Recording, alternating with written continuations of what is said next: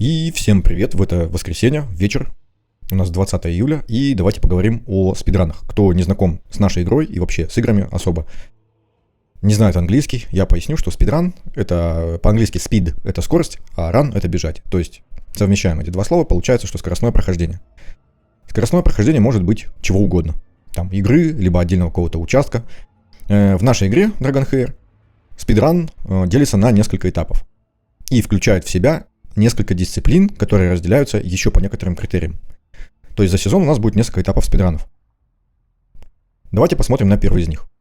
Первый из них включает в себя 3 подземелья. Вот они, кстати, я сразу скажу, да, вот они. Вот эти 3 подземелья.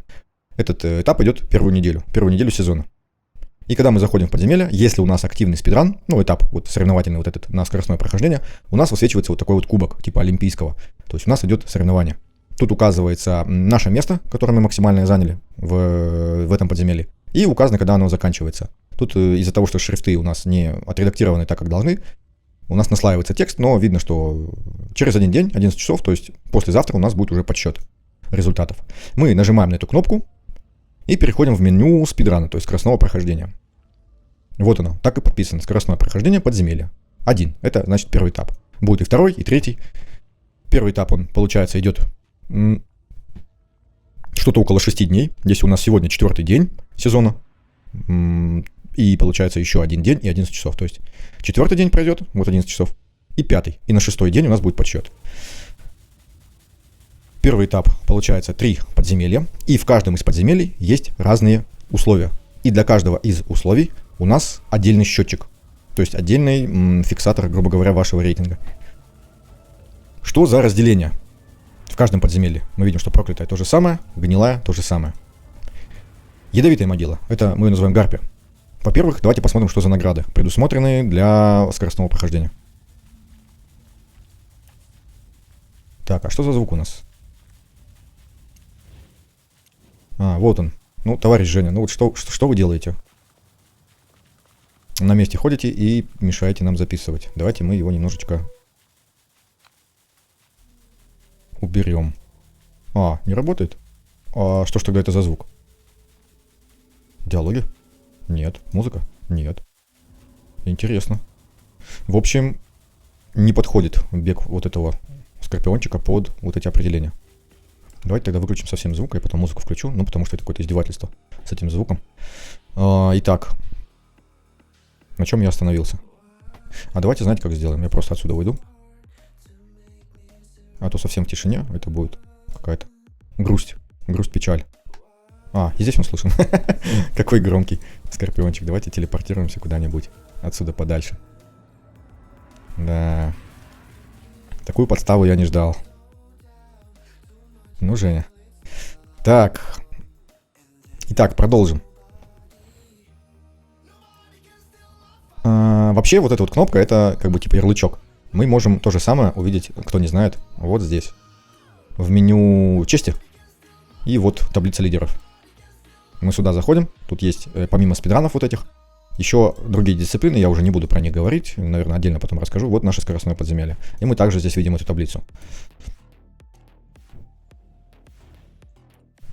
Итак, ядовитая могила. Каждое подземелье включает в себя несколько отдельных условий для прохождения, то есть условий для подсчета нашего рейтинга. Итак, без лимита, это значит, что условий нету, то есть максимально возможное подземелье у нас на данный день сезона, 4-й день, доступна 8-я сложность в гарпе, ядовитая могила. И, соответственно, 8-я сложность, и видим, что сложность, когда одинаковая у людей, которые вот здесь в рейтинге запечатлены, тогда уже при подсчете, то есть какое место, учитывается время. То есть сначала идет сложность для подсчета, а потом уже время. И видим, что 8-ю сложность прошли у нас 10 человек. Вообще, в скоростном прохождении, в спидранах, учитывается только топ-10. То есть награды получают топ-10. Это, в принципе, видно вот здесь вот в наградах. Видим, что максимально низкое, так сказать, место. Это 6-10. Вот такая вот награда. Награды. Награды включают в себя медаль славы. Полное сохранение, это значит, что они между сезонами не теряются. То есть вы можете их набирать и тратить тогда, когда вы захотите. Независимо от того, какой сезон, то есть какое время, они никуда не денутся. Они сохраняются при переходе между сезонами. И, соответственно, если вам покупать нечего в этом сезоне, вам не нравится то, что в магазине представлено, то вы можете это сделать, их потратить там в следующем, либо еще в более позднем сезоне. Это у нас титулы, которые выдаются, как видим, на 7 дней. Почему на 7 дней? Почему они временные? Потому что у нас, как я уже сказал, в сезоне несколько этапов будет по скоростному прохождению, и каждый этап, длится, получается, примерно там около недели. Первый этап вот у нас получается 6 дней, через 6 дней на 7-й день у нас подсчет, и следующий этап, второй, уже будет опять неделю, около недели.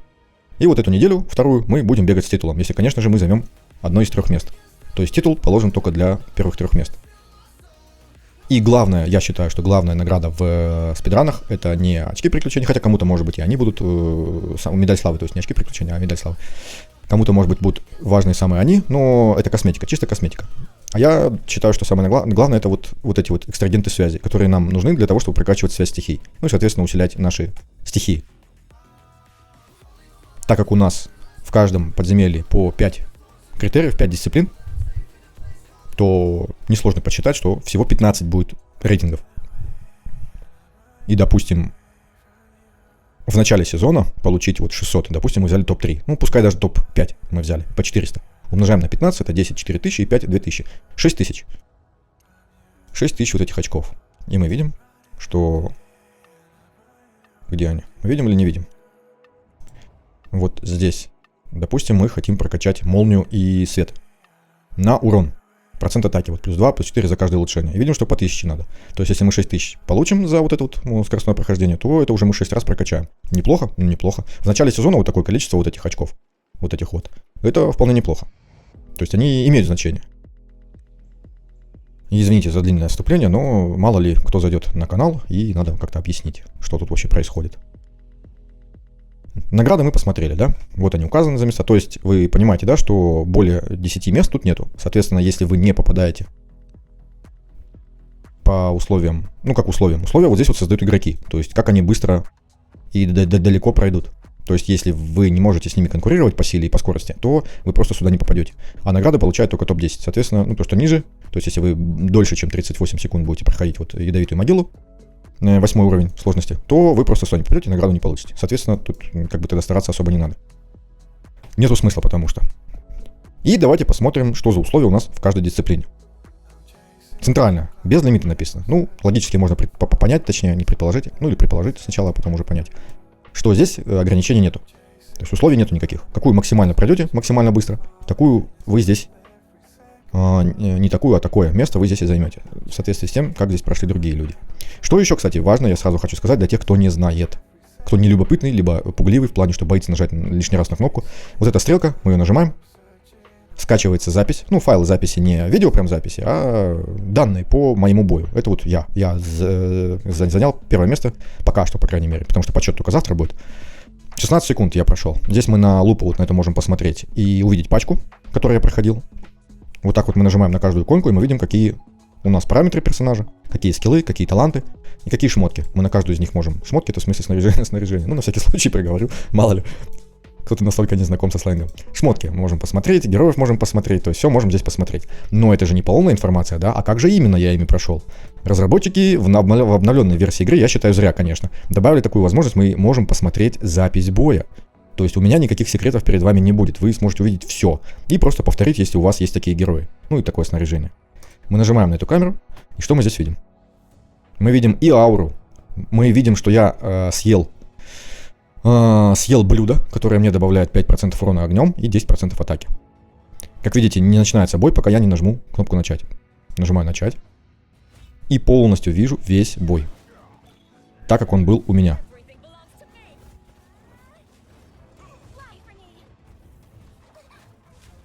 Я вам попозже объясню, что за герои. Почему я так поставил. Пример надо же привести, чтобы вы понимали, что происходит. Видим, что танк умирает, но Флора добивает босса.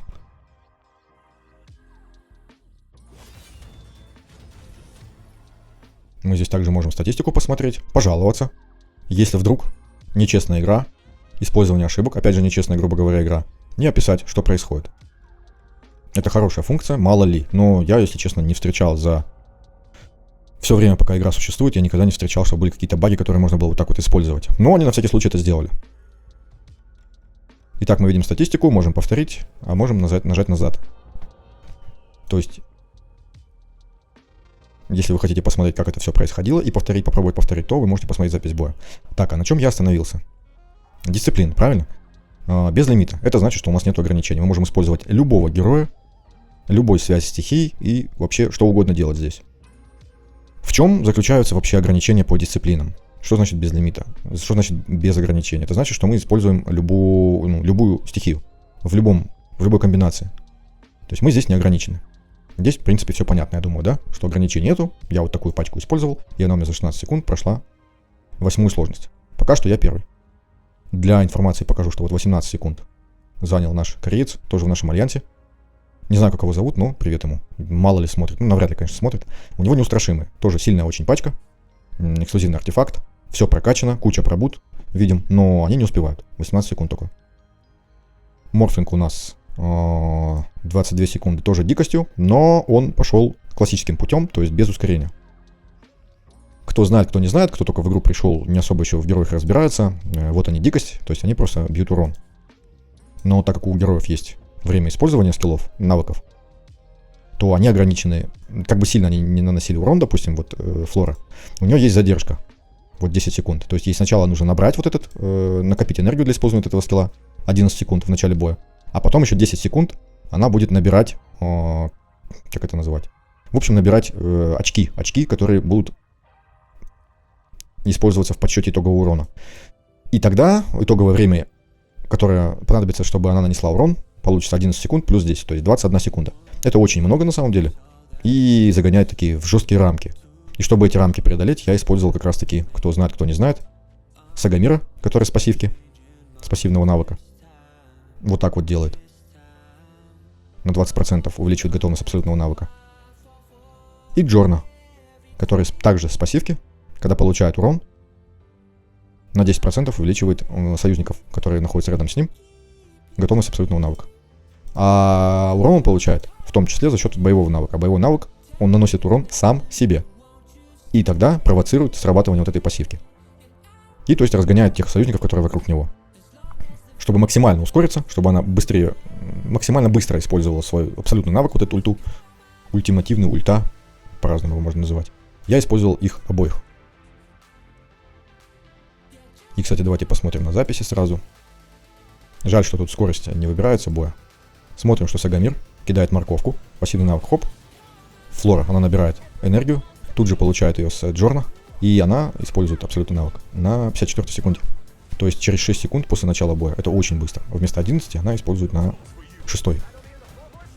И за счет этого подсчет вот этого урона, кто не знает, как дикость работает, срабатывает уже на 16 секунде. А должен был сработать на 21-22, как вот у Морфинга. Сразу тогда уже буду объяснять. Я как-то, да, не планировал, как я буду расписывать, но тогда уже сразу буду объяснять. Чтобы было наглядно и чтобы было понятно. Кто у нас здесь есть и еще? 32 секунды, ну заметно больше. Это уже призыв. Призыв, я считаю, что избыточный герой поддержки. Тем более он ударяет один раз всего. Значит, шанс наложить разлом меньше, то есть придется перебирать. Ну, перебрать-то, конечно, можно, но урона от него будет немного. Хил здесь, в принципе, не нужен. Хотя, смотря какая пачка, конечно. Команда, я имею в виду. Кто здесь у нас есть еще? Ой, не то нажал. Тоже призыв. Хила, кстати, нету, но проходит он медленнее. У него есть танк. Танк, кто не знает, он ограничивает урон. Вот своим пассивным навыком он в начале боя на 30% всем на поле боя снижает наносимый урон. Ну, при скоростных прохождениях я считаю, что он здесь не нужен. Потому что он тупо вас замедляет. Поэтому, собственно, у него и при 4 героях, которые специализируются на уроне, такой, ну, маленький, плохой результат. Какие у нас здесь еще пачки есть? Тоже неустрашимые, но опять же, хил, точнее танк и хил. И хил. Это плохо. Это не добавляет скорости. Тоже плохо. Ой, человек вообще не понимает. Ну не вообще, ладно, не буду уж так категорично, но плохо понимает, как работают персонажи. Вот смотрите, сразу тоже. Вот артефакт, который дополнительный урон увеличивает. И не у одного навыка этого героя нету сноски, что он наносит дополнительный урон. Тогда зачем он? Только атаку поднять? Ну, это неэффективно, я скажу так. 7. Так вот. 8. Вот так вот. Тоже 3 героя, которые наносят урон. Это мало, надо 4-го ставить. В скоростном прохождении важно максимально быстро нанести урон. Максимально быстро. Ну, как это, уничтожить, убить противника, то есть босса.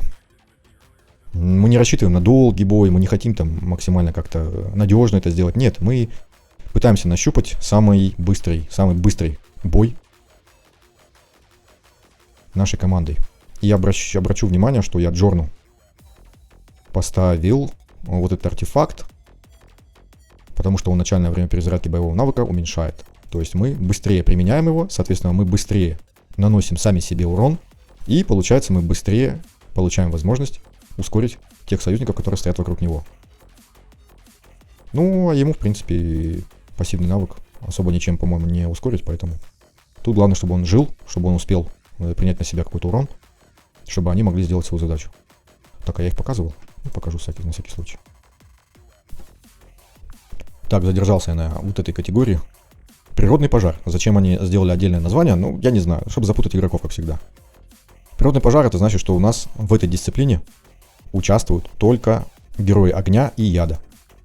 Видим, что не участвуют только герои огня и яда, а учитывается только те команды, у которых связь задействована огня либо яда. Мы видим, что у меня связь задействована огня, то есть у меня 3 героя огня, даже 4. Было бы их 3, она бы тоже задействована бы. То есть минимум 3 героя нужно использовать определенной стихии. То есть либо 3 огня, либо 3 яда. Минимум, опять же. То есть можно 3 огня там и 2 яда, либо 5 огня, либо там 4 огня и 1 яд. Либо вообще 3 огня, как мы видим, там свет, молния. То есть это минимум. Минимум 3 героя одной стихии определенной. Природный пожар, еще раз скажу, что это либо огонь, либо яд. И здесь я использовал ту же самую команду. 16 секунд. Та же самая, что и без лимита. У меня быстрее команды просто нет. Что мы здесь видим? Тоже Морфлинг. Тоже использовал такую грубую команду, классическую. То есть герой, наносящий урон, вот они.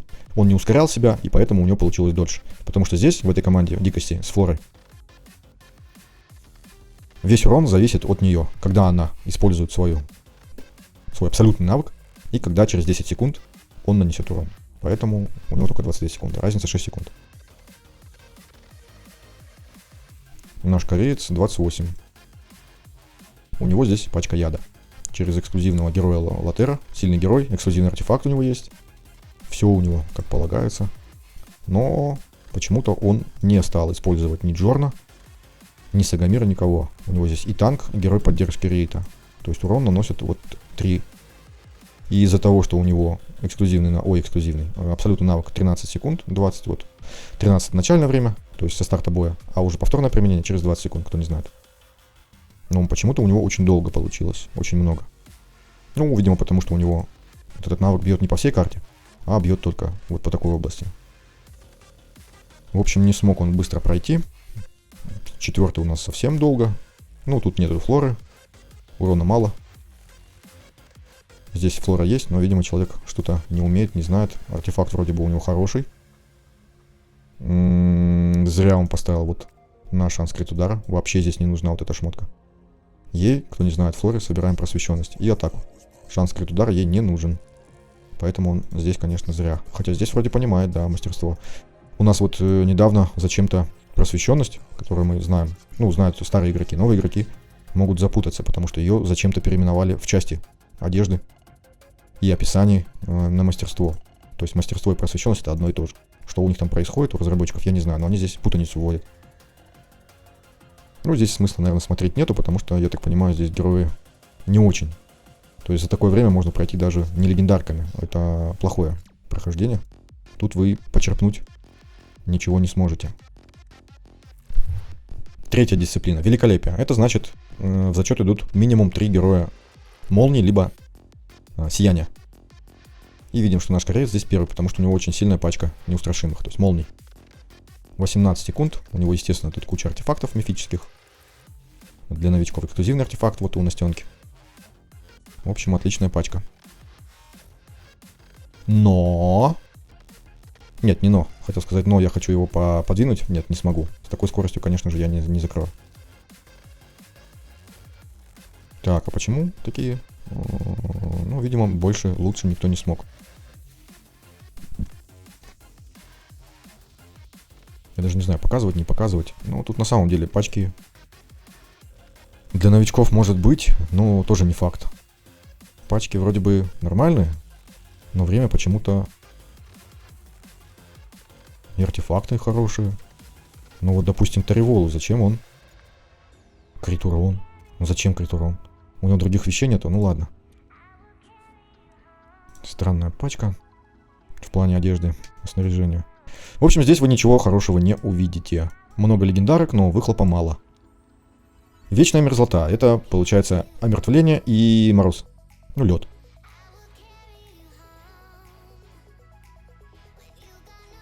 Омертвление у нас проходит вот призывом, такими пачками. Но я так понимаю, что это далеко не самый лучший результат. У нас будет лучше просто.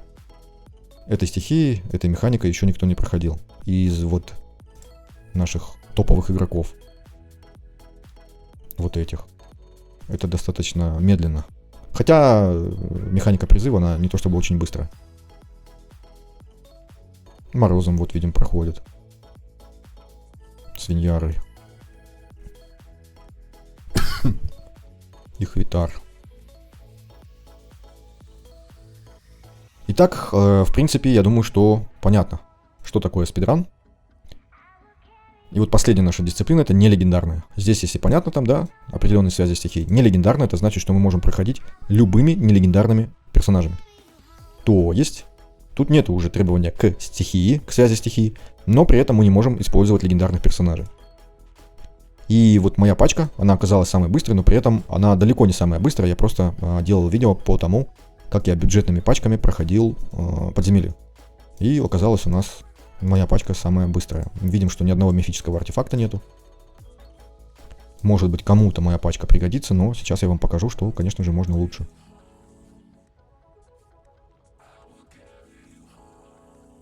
Так.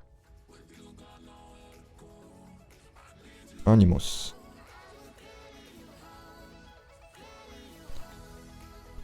Так. Так, подождите. Я думаю, их показываю. Почему у него времени меньше, чем у меня, но при этом он ниже? А у него только 6-я сложность. Я не вижу смысла вот показывать дальше, потому что, ну, это слабенько. Это очень слабенько. Я далеко не лучшей пачкой проходил, и без всяких мифических артефактов. Как видим, последнюю сложность. Обратите внимание, что если вы, допустим, очень быстро прошли 6-ю, но кто-то прошел 7-ю там, либо 8-ю очень медленно, то он вас обгонит. То есть главное в первую очередь это сложность, а уже потом время. Ну, это логично. Я думаю, что это логично. Итак, и давайте я просто пробегусь. То есть суть я вам показал, да, что такое спидраны и как это вот вообще. И видим, что у вампира, мы его называем вампиром, это Ксенокс, проклятая могила. Я использовал, естественно, ту же пачку. Подождите, ту же? Да, ту же самую пачку на 16 секунд мою. И у нас здесь топ тот же самый. Тут я вам ничего, нового, интересного не подскажу. Можно вот морозом тут вот так вот за 31 секунду пройти, неплохо. Но куча пробуд. В общем, здесь я считаю, ничего такого интересного. Не буду расписывать пачки, тогда уже просто пощелкаю их. Вот так вот. Но они на самом деле слабенькие. Для новичков, даже для новичков они слабенькие, потому что тут столько легендарок, а время медленное. Неправильно использовано.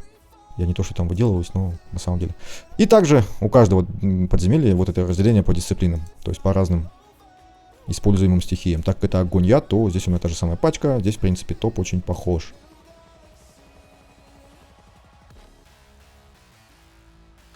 Кореец наш ядом опять прошел. Тоже медленно.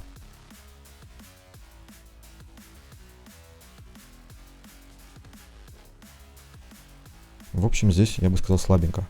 Даже показать, только вот топ, самый топ можно. Это молния сияния. Снова его тыкнул. Молния сияния здесь более-менее, да, вот 34 секунды, допустим. Велиус плюс 2. Веер у него, все как полагается. Но 2 героя поддержки. Это, я считаю, что это избыточно. Избыточно.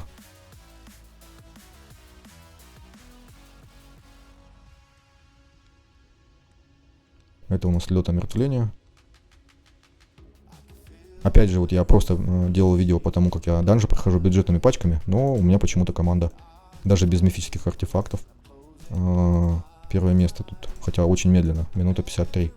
Ну, видать, пока еще не пробовали особо. И последнее, всего 3, то есть в каждом по 5, и то есть 3 подземелья, это 15.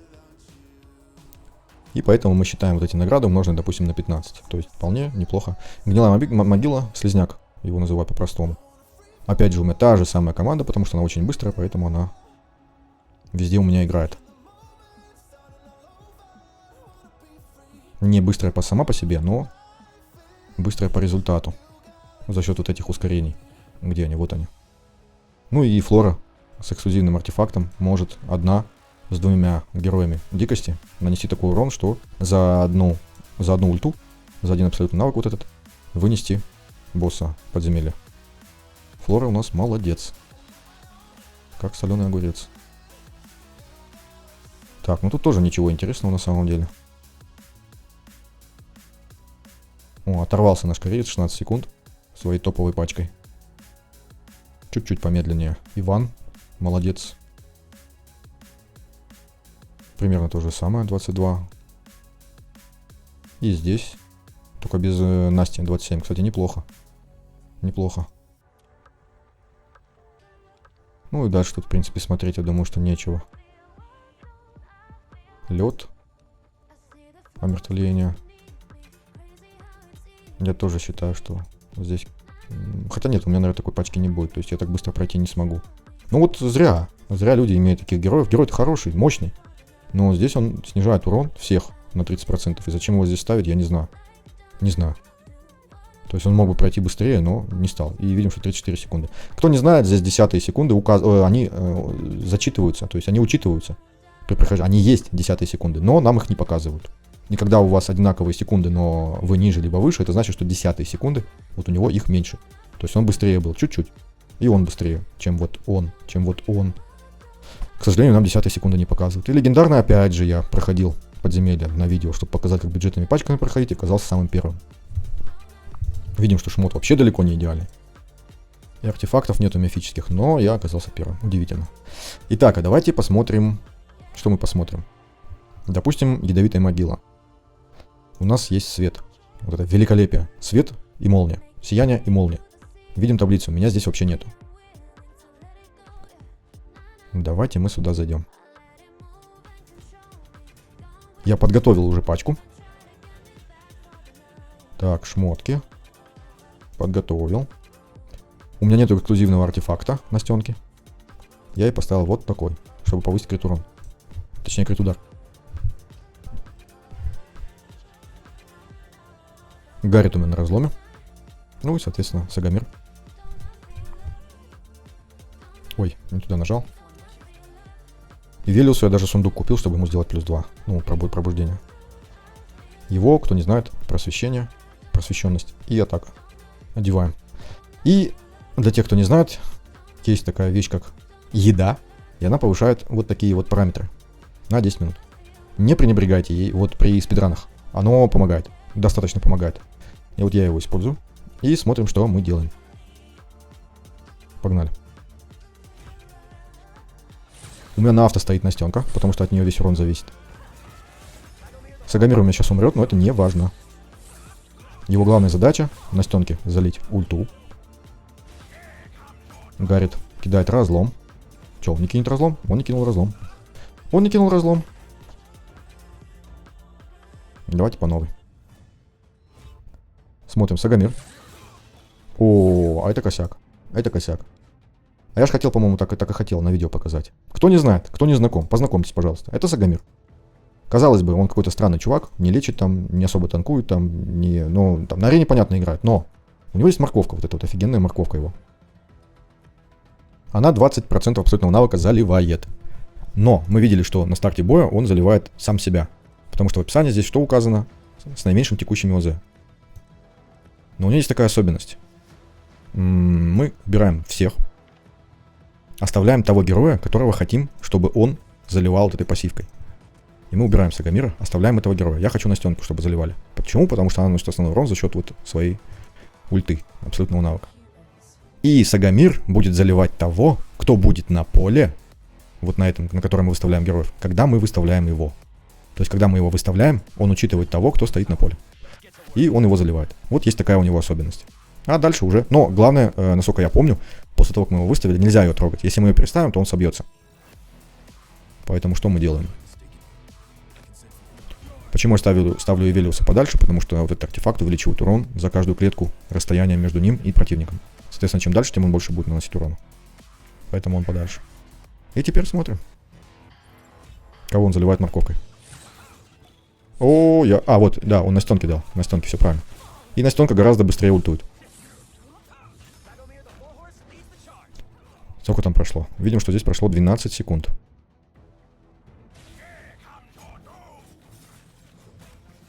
Повешал Гаррет разлом. И теперь с Утхой мы должны его, точнее ее, Гарпию, добить. 16 секунд. Нам понадобилось 16 секунд. Не имея эксклюзивного артефакта на Настенку, 16 секунд. Я считаю, что можно даже быстрее. Можно даже быстрее. Давайте попробуем быстрее. Опять он Настенку заливает, как вот я выставлял его, как я показывал. На 8 секунде она ультует. Видим, что Гаррет уже почти умер.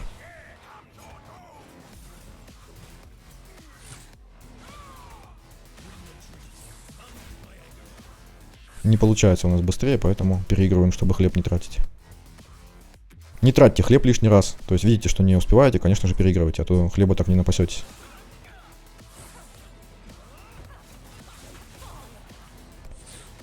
Так, ну он даже ультануть не успел. Он не снизил атаку. Ой. Случайно 2 раза нажал. И опять мы не успеваем так быстро, поэтому я переигрываю. А почему я так быстро справился первый раз? То есть он не умер. Что-то там произошло, что я не заметил. Наверное, вот этот баф на защиту. Хоп. А, здесь он только точность. Ай, не успел нажать.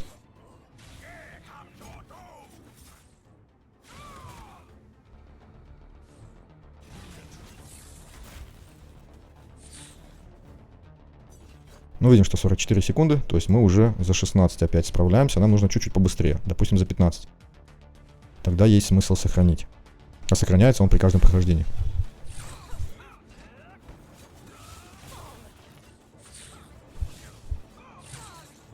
Так, опять Сагамир умер что-то раньше времени.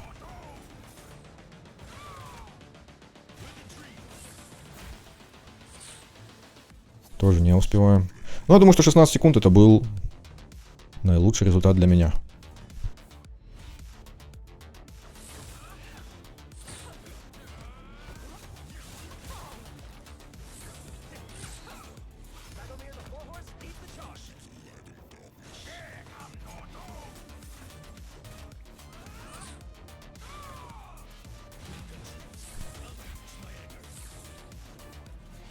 Тоже не успеваем. Сейчас будет уже, было бы уже 43, то есть 17 секунд. Нас это не устраивает.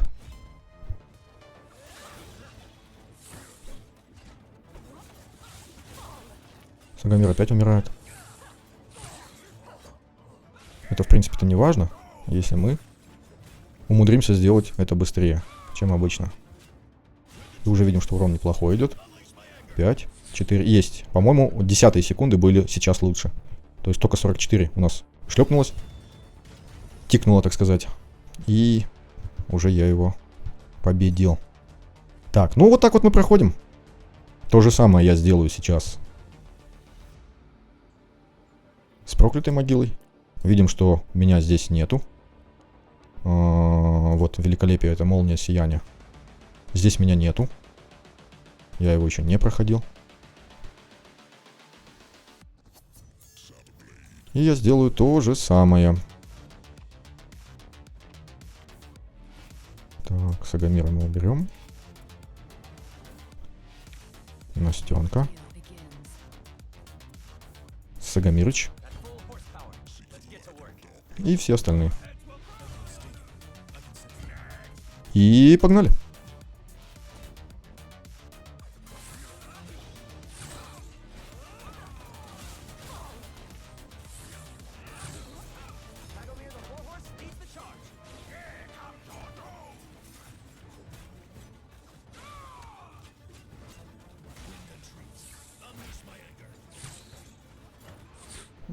Че, успел?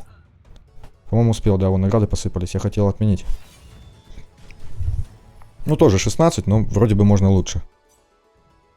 Видно было, что они что-то тормознули там. То ли криты не проходили, то ли... Настенка, хлоп.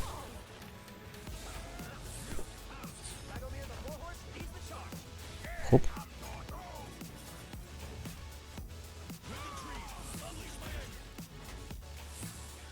Да блин, да как так? Опять 44. Почему они так медленно в конце наносят? Видно же, что уже он вот он уже умирает. Нет. Почему-то не хватает. Так. Давайте сделаем вот так.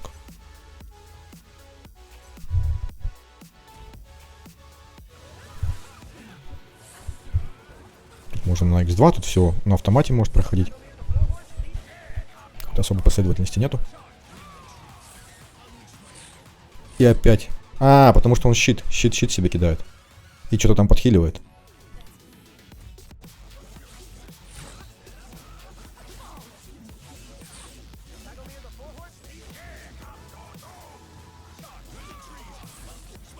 Вот. А вот это другое дело. Вот это другое дело. 14 секунд. Вот это я понимаю. И, кстати, из-за того, что у Настенки нету хорошего снаряжения, она наносит не так уж и много урона. 28% всего. А Эвелиус тут основной. 44. Это, конечно, интересно. То есть, может быть, Сагамира можно будет убрать и поставить кого-то другого. По идее, вот, допустим, его. Допустим, вот так. Так, скиллы у меня не вкачаны.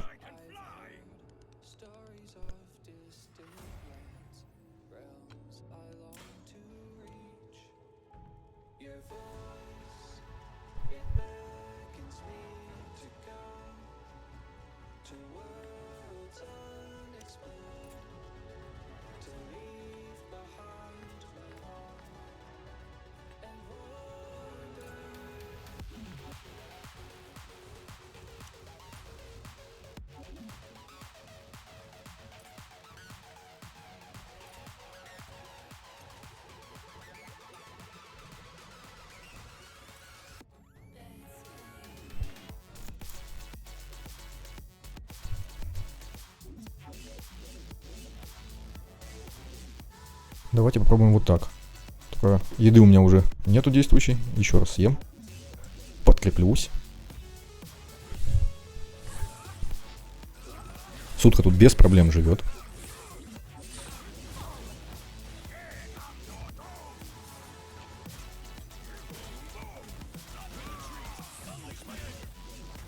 Сколько там было? 14 секунд, да? То есть 46. Ну, то же самое. То есть лучше не стало. Лучше не стало. Но, как мы помним, там только в одном бою получилось так хорошо, как получилось. Поэтому давайте смотреть. Ай, не успел. Не успел выключить. Хлеб потратил. 14 секунд тоже. Но может быть чуть-чуть быстрее.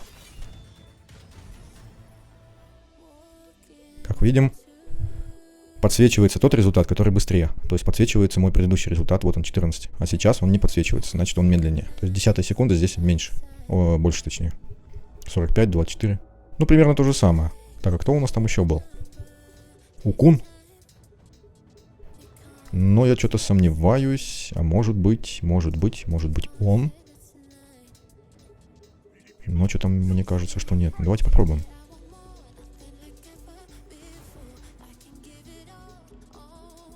Так. Так. Так.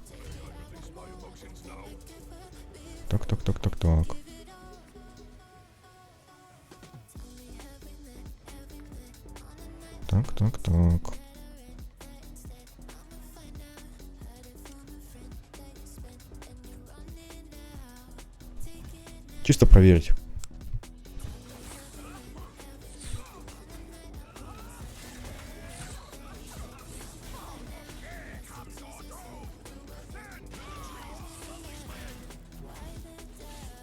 Так. Так, уже нет, уже медленнее.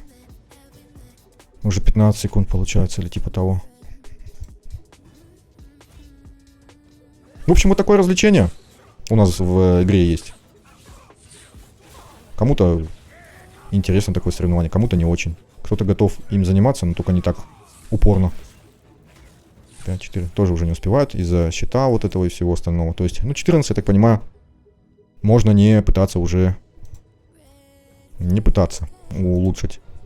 Не буду я Укуна, я сомневаюсь, что он что-то здесь изменит.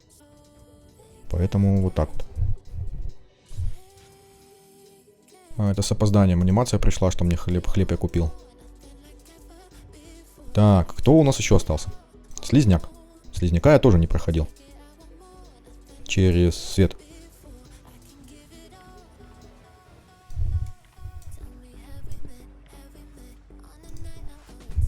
Давайте попробуем.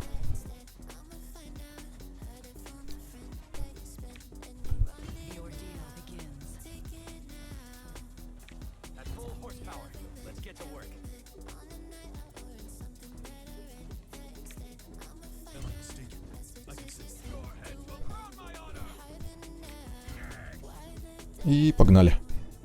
Слизняк должен, я думаю, слечь тоже быстро. Так же, как и вампир. То есть наша цель такая же. Потому что мы видим здесь его очки здоровья. И они примерно такие же. По-моему, примерно такие же. Меня интересует также 14 секунд. Хоп, 14 секунд есть. Мне больше и не надо.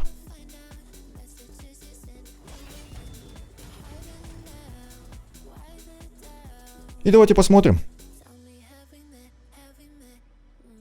что у нас здесь изменилось. Что успело зафиксироваться. А уже наш результат зафиксировался. Если огнем 16 получилось максимум, огнем ядом, то... Кстати, хочу сказать, что в нашей версии игры, кто не новичок, а боровичок, так сказать, ну то есть уже играл в нашу версию, уже знаком со всеми этими спидранами и всем остальным, видно, что дисциплин стало, по-моему, меньше, да? Была 6-я еще. Или нет, подождите. Я туплю, наверное.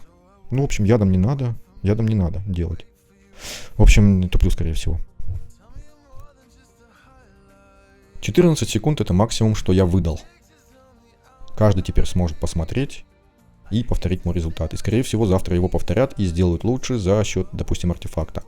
Вот, допустим, он точно его улучшит, свой результат, с помощью моей проходки. Сам он не сообразил, что странно, человек опытный, матерый, я бы сказал. И вот наш результат по свету сиянию, он здесь. Опять же, меня завтра стопудово отсюда скинут. И давайте посмотрим не легендарный вариант. Вот у меня 1.53. Я использовал первую попавшуюся пачку, такую простенькую. Без мифических артефактов и всего остального. Я даже ее, по-моему, сохранил здесь. Так, а что я не сохранил? А, сохранял. Сохранял же? Да, сохранял. Так, ладно. Сохранял же? Или нет? Ну да, вот она. Все, я сохранял. Тогда давайте посмотрим.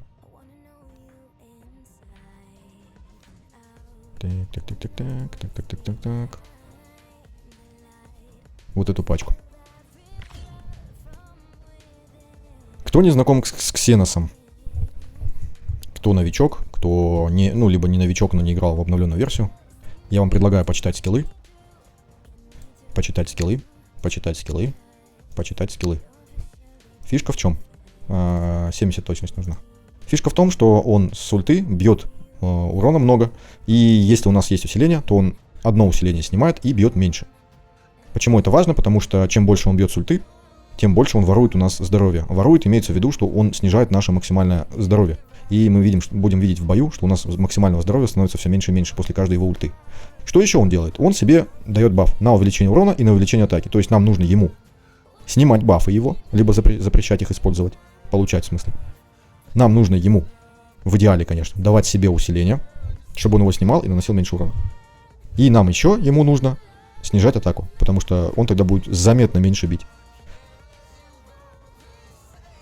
Так, ну, Я им усиления не давал нашей команде, потому что это не важно, они справляются и без этого. Потому что у нас тут всего лишь 8-я сложность, и можно без этого. Почему я расставил наших ближников вот так?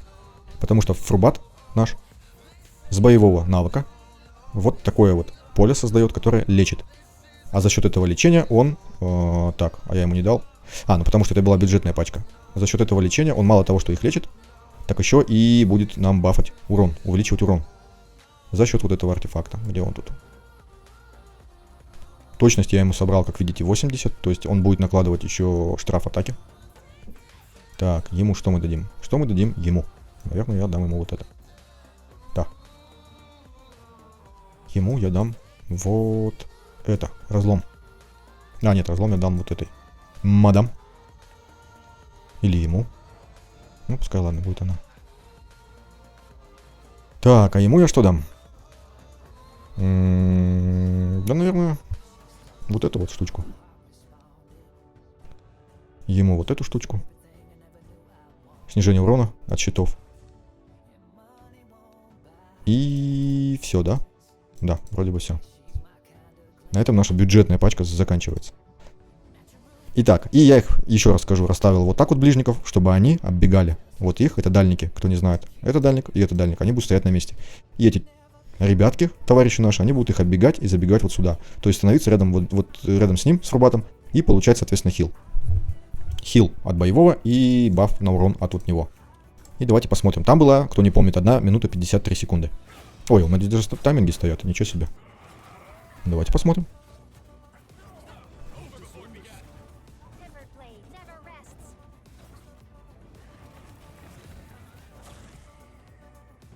Видим, что урона они почти не получают. Потому что мы и бафы сняли. И штраф атаки повесили. Все у нас замечательно.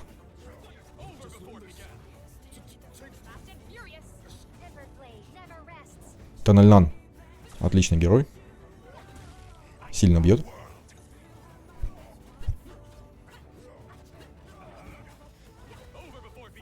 Если у нас там была минута 53, то здесь мы видим, что уже... Минута... Сколько будет?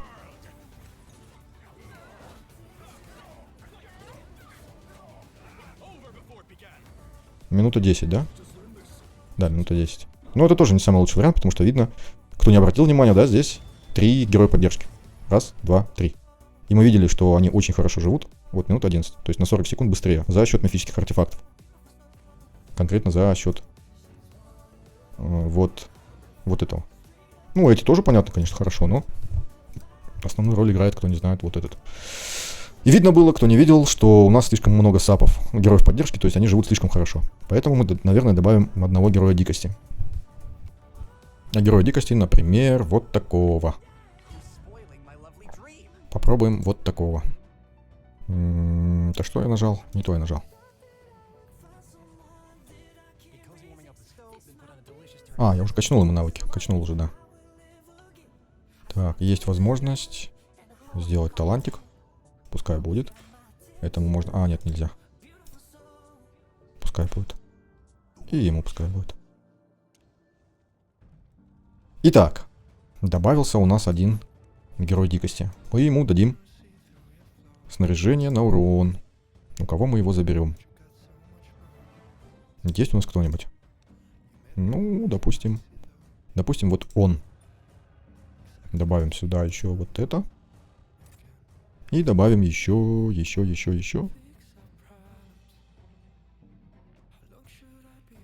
Что мы добавим?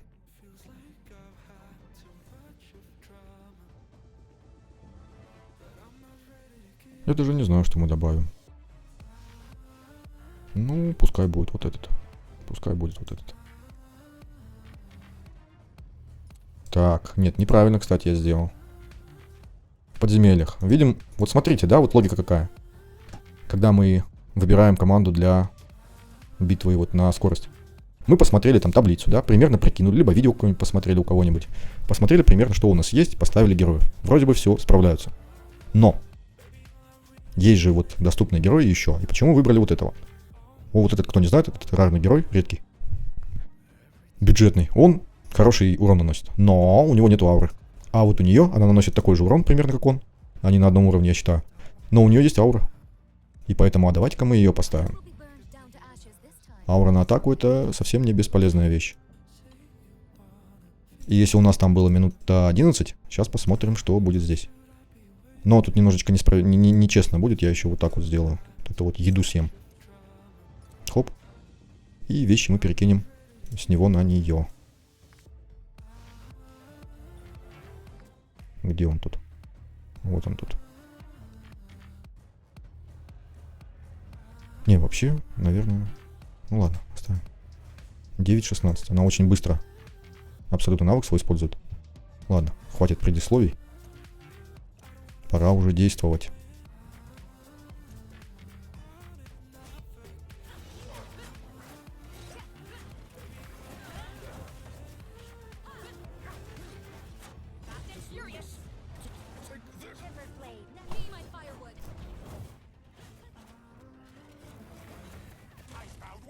Я воришем сейчас ультую. Он запрет усиления кладет. И, соответственно, здесь вот вампир не получит усиление. Ну, кто не знает, мало ли, как говорил.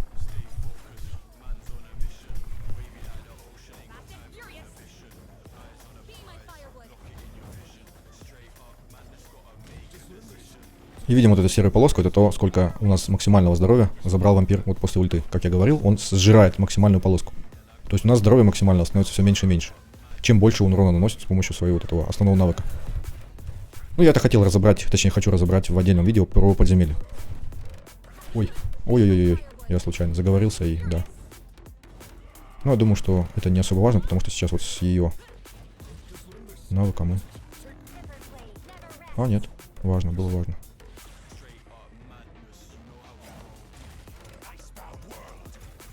Так, ну я переиграю, потому что я вот закосячил, вот, да, с ее. Это важно, потому что, ну, каждая секунда на счету. Только давайте я ускорюсь, чтобы так долго не было.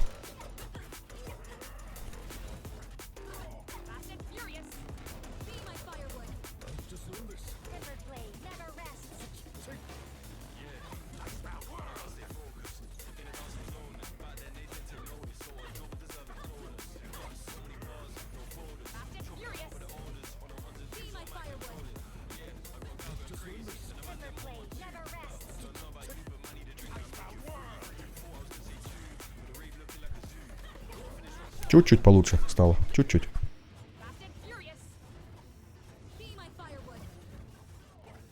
Но это тоже имеет значение. Вот видим. Ну, ничего себе, чуть-чуть. Почти 10 секунд. То есть была минута 53 изначально. За счет мифических артефактов и замены одного героя поддержки на героя вот урона, который наносит. У нас получилось 53. Кстати, совпало. На минуту меньше. Вообще, если честно, может быть, можно и его убрать. Хотя я, конечно, сомневаюсь. Давайте проверим. Почему именно мы Вориша ставили? Почему это было важно?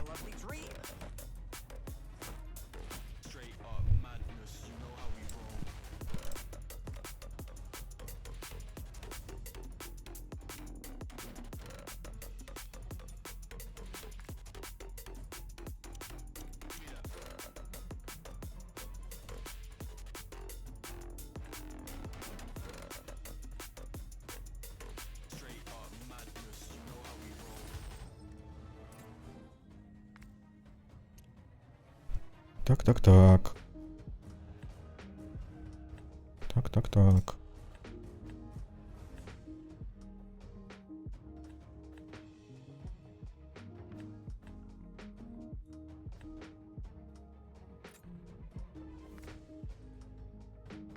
Давайте сделаем вот так вот.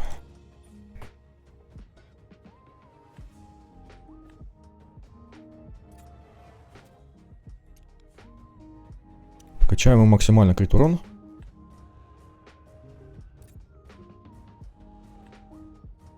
И поставим ему вот такой вот артефакт. Кто не знает, игральные карты. Счастливые игральные карты. Гарантируют крит удар. При первом использовании, ну, на этой прокачке при первом. А так вообще 2. Когда максимально прокачаем артефакт, будет 2. А так пока что 1. При первом использовании абсолютного навыка мы будем гарантированно критовать. Соответственно, мы выкручиваем максимальный крит урон атаку. И за первую ульту наносим кучу урона. Давайте посмотрим, как это выглядит.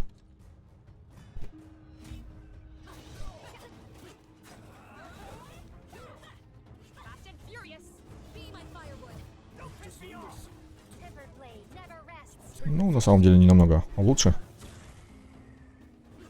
Если мы сейчас не переживем, ой, не добьем его, то мы не переживем.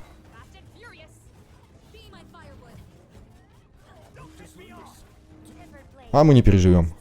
Поэтому мы Вориша и ставили. О, а мы пережили. Интересно.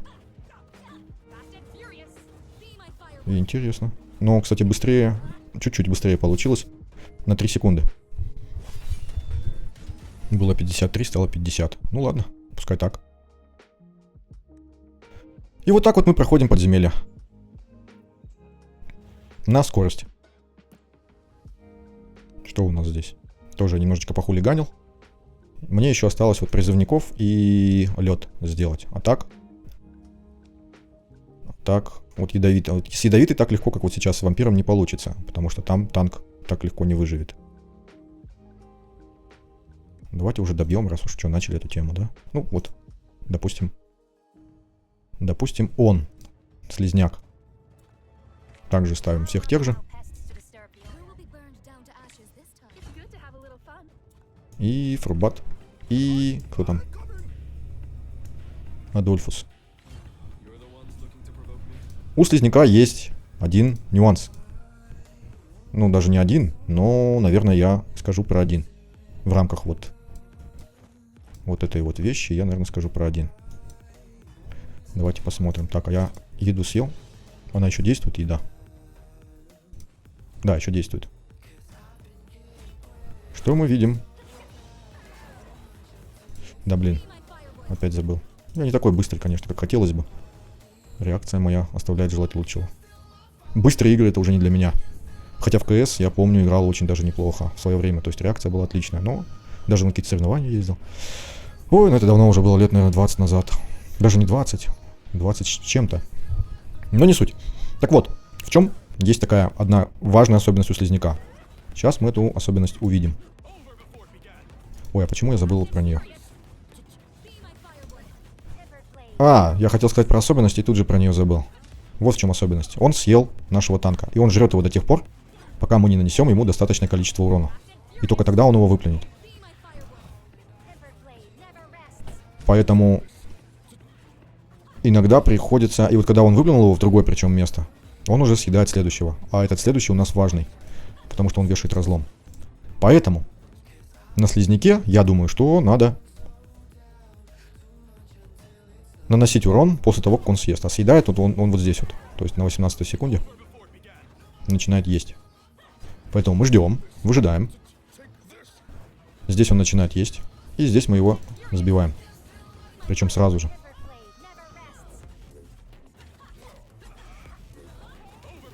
Но, к сожалению, мы не успеваем на второе вот это вот использование. Ну как, хотя подождите, мы успеваем. Мы успеваем. Вот так вот мы его сбиваем.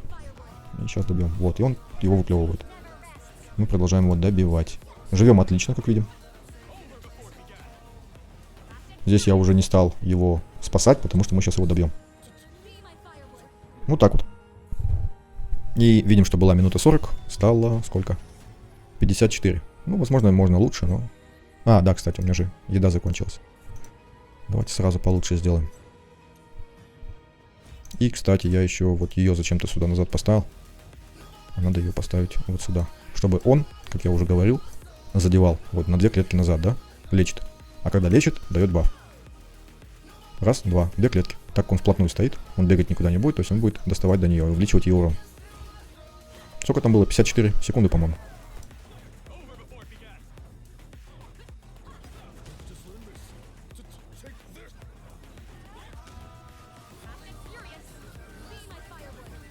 Почему это на Льнан? Последний ультую. Ульту — это значит, кто опять же не знает. Использую абсолютный навык. Ульту. Почему последний ей? Потому что она там с пассивки, с пассивного навыка набирает характеристики себе. Критический, шанс критического удара и крит урон, по-моему. А, нет, крит урон. Критический урон набирает. Так, а я что-то здесь заговорился, да? И лучше не получилось. Это будет 55 секунд, а у нас было 54. То есть еда все-таки действовала тогда, да? Или просто я заговорился? Так, давайте спасать не будем его сейчас. Попробуем вот так. Не будем ждать. Успеем? Мне кажется, нет. Потому что очень мало урона наносит. Он выплевывает его далеко. А, нет, сюда, сюда, сюда достал. Так, должен тогда, значит, успеть. О, а что, я не понял. А куда делась полоска? Не понял. Пропустил? Или он съел как-то? Подождите.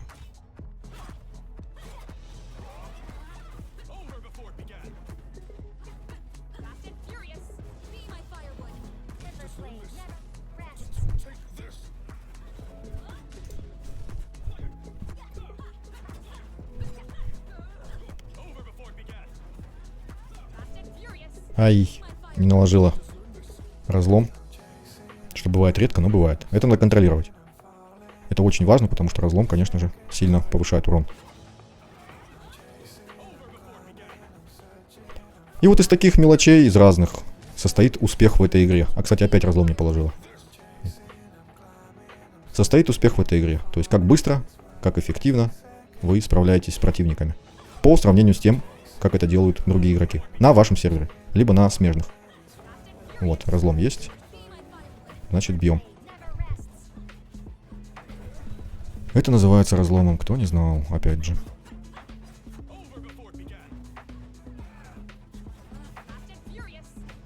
И видим, что она выплюнула... Не она, а он. Выплюнул его. Не туда. Сейчас он съест ее. А нас это, конечно же, не устраивает. То есть не всегда они справляются с тем, чтобы быстро выбить его из пасти танка. И тогда надо переиграть на более удачный вариант. Ну, я, допустим, вот так вот сделаю. Все-таки подожду чуть-чуть. Хоп. Так вот. Немножечко схитрил.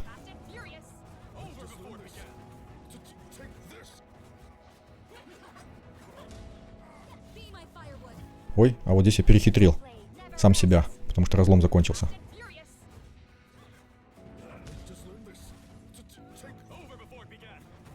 Так, давайте еще раз. Да, было бы быстрее чуть-чуть, но можно еще быстрее. Поэтому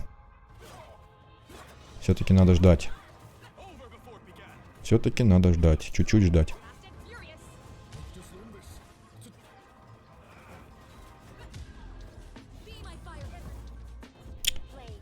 Еще на что надо обращать внимание. Кто не видел только что, кто знает, как работает дикость, я уж прям все тут с нуля не буду объяснять, зачем.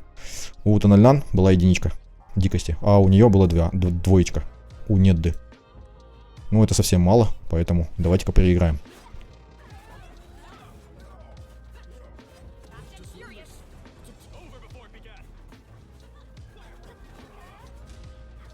Двойка опять. Четверка. Ну, ладно, четверка, хорошо.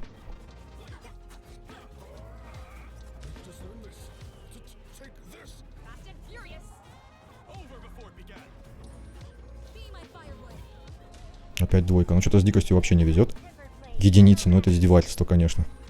В общем, в игре много такого будет. Если вы претендуете на какой-то лучший результат, то обратите внимание, что мы этим занимаемся. Мы этим занимаемся, пока никто не видит, да. Приходится заниматься, ну, чтобы достичь. Вот опять же, разлома нету, да. 3 раза она бьет с ульты. 3 раза. И на каждые 50%. И сколько раз она уже не наложила разлом. Обидненько. Неприятненько. И снова она не накладывает. И будьте готовы, что в этой игре такое будет происходить часто. 2 минуты еще у меня еда будет действовать.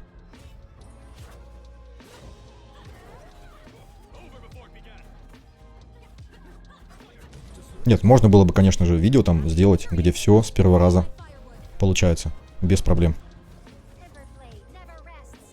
И человек, который не знаком с игрой, он такой, ну ничего себе, классно, так просто, так легко, можно, ну, получить то же самое, просто повторить то, что человек сделал, и у меня будет так же. Нет, нет, нет, нет, нет. Я надеюсь, что это того стоило. Сколько повторений? Нет, это того не стоило. Видим, что надо было тот результат сохранять, когда было 10 секунд. Потому что мы его 0.9. И там было бы 0.8. То есть у нас тогда был лучший результат, чем сейчас. Вот так вот мы занимаемся вот такой ерундой. Но я хочу сказать, что это не обязательно. Не обязательно. Если вас это сильно напрягает, вот такие вещи, вообще, ну... Не то, что вообще, но не заморачивайтесь настолько. Игра должна приносить удовольствие. Если она сильно вас напрягает, то вы просто перегорите и забьете на нее. Потому что зачем возвращаться к такой вещи, да, которая тебя раздражает там, либо напрягает. Вот опять же, не этот разлом не повесил.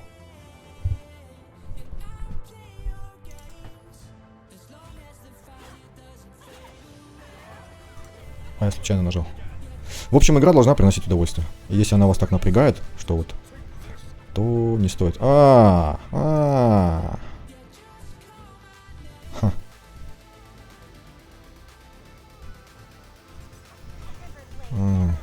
Придется об этом говорить, что ли?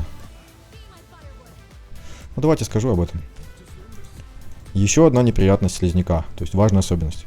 Когда мы на него накладываем ослабление, любое ослабление, он может это ослабление кинуть на нас. То есть, когда я ему фурбатом кидаю штраф атаки, то он накладывает этот штраф на нас. Это не стопроцентная вероятность там, но шанс такой есть, там почитать можно навыки его слизняка, и вы увидите. Когда мы накладываем на него ослабление, он получает порчу, и когда он использует свои навыки, и если у него есть эта порча, то он может на нас кинуть то ослабление, которое мы ему наложили. Такая вот у него особенность. То есть, если мы кидаем ему штраф атаки, то он может наложить его на нас. И, соответственно, мы будем его медленнее бить. Соответственно, я фурбатом не ультую. Попробуем без этого.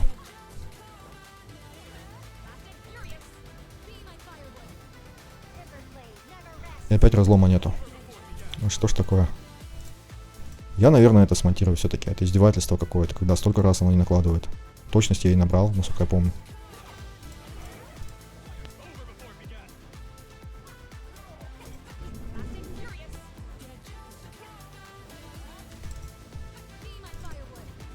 Опять единица. Да вы издеваетесь.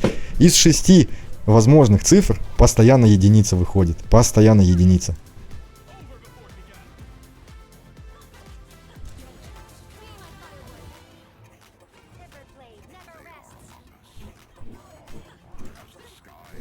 Ой, опять оно быстрее не будет.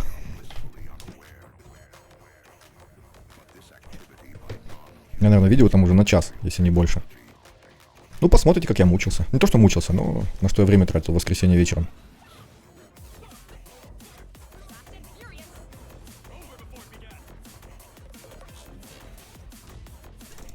Двоечка, троечка. Ну, не прикольно.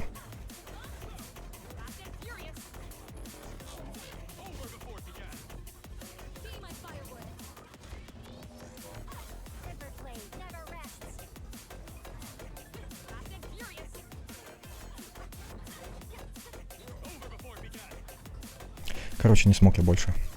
Больше 10, то есть 50. 51. Ну ладно.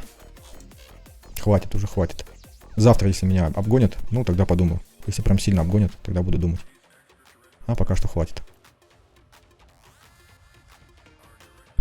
Что мы здесь видим? 54. Но сейчас обновится на 51. И завтра буду бить вот эти морозные пачки. Морозные и дни красы, омертвления. А так вот уже вроде бы все, что мог. Ну вот здесь еще не выжил. Че, выжмем? Ну давайте выжмем, че уж. Столько времени потратили, что у нас 5 минут еще не будет. Чтобы добить вот эту дисциплину.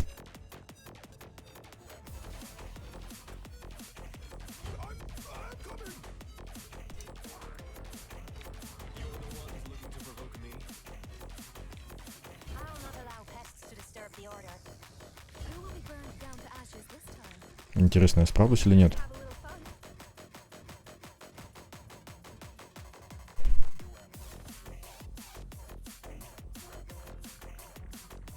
Просто гарпия, она самая больнючая такая для танка.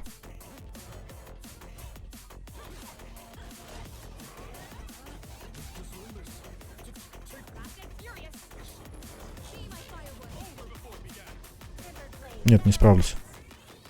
Не справлюсь. Слишком больно.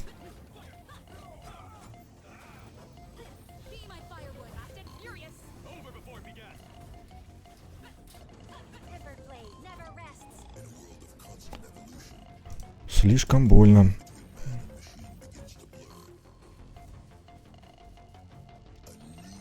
Ну, я попробую еще раз.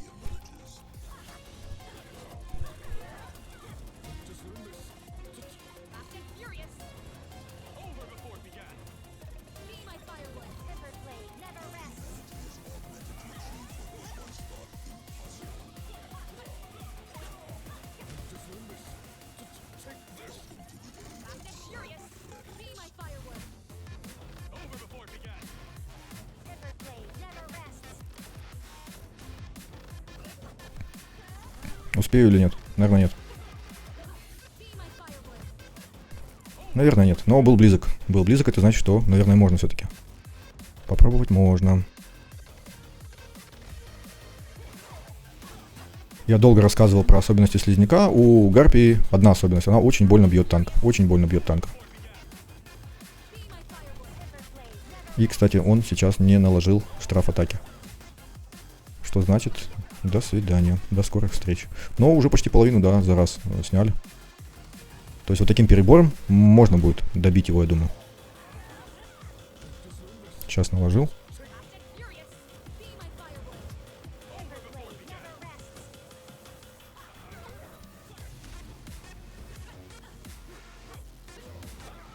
Не успел.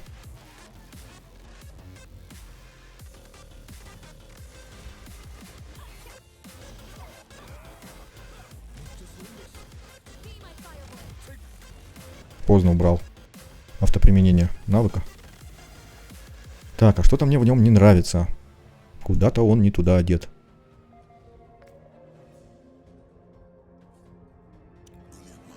Допустим.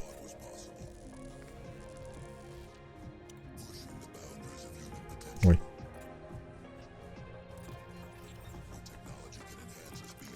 Допустим.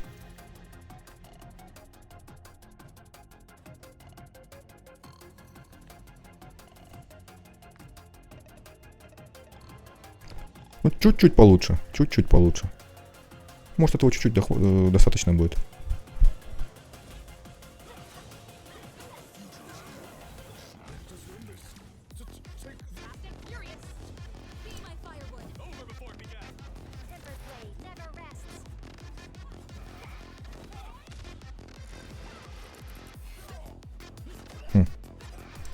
Не успел Адольфус его спасти.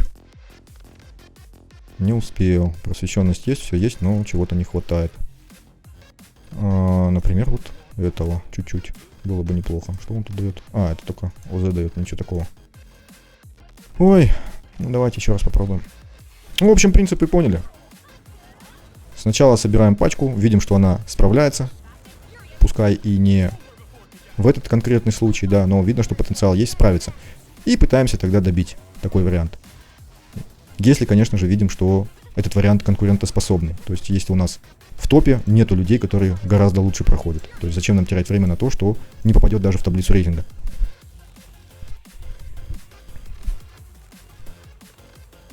Гарпия, да, очень больно бьет по танку, поэтому...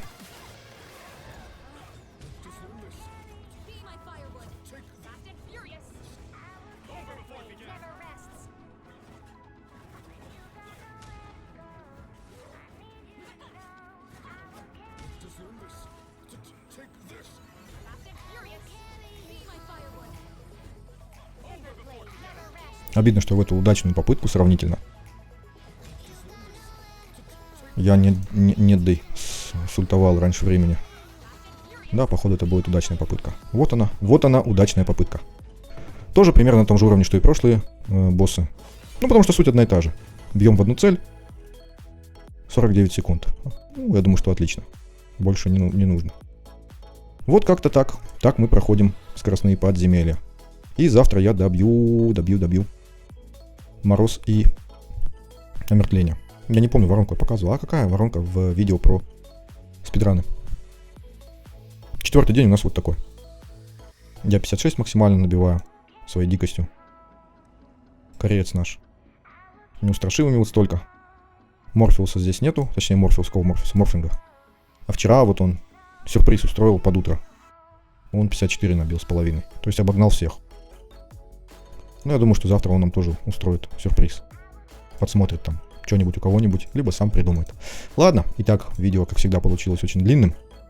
Ну, посмотрели, как я прохожу вот эти вот вещи. Это у кого-то занимает буквально там полчаса-час. У меня это всегда превращается, в несколько часов. Да, то есть день теряю минимум на это все. Когда сервер легкий, то есть когда там людей немного, которые вот прям упарываются по этим вещам, то там можно спокойно набить там какой-то результат более-менее и забыть про это. Тем более он набивается даже пока мы просто проходим, фармим там вещи. Но у нас это превращается такое в соревнование. Ну и кто не знает, закончится этот этап вот с ними, и начнется следующий этап. Там уже будут и они, и сложности уже будут другие, то есть все будет еще интереснее. И вариантов будет больше. Всем большое спасибо за просмотр. Всем, кто меня поддержал там или собирается поддержать, большое спасибо тоже отдельно. Всем хорошей рабочей недели. Кого не рабочий, то просто понедельника там хорошего. И доброй ночи. Всем до скорых встреч. Всем пока.